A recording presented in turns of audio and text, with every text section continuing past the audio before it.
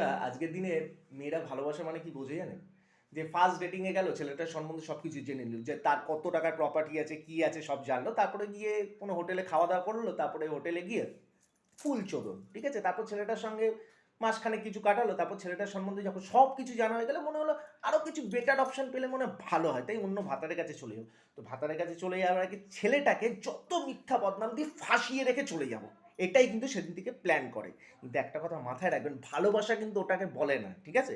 ভালোবাসা একটা ছেলে যখন একটা মেয়েটার সম্বন্ধে সব জেনে যায়, মেয়েটাও যখন ছেলেটার সম্বন্ধে সব কিছু জেনে গিয়ে অ্যাডজাস্টমেন্ট করে ফুল লাইফ, সেটাই হলো কিন্তু ভালোবাসা। আর আপনি যে এই একজন ভাতারকে ছেড়ে আরেকজন ভাতার, আরেকজন ভাতার ছেড়ে আরেকজন ভাতার, 10 জনের কাছে চুদিয়ে বেড়াচ্ছেন, এই রূপ আর যৌবন গতর কতদিন থাকবে?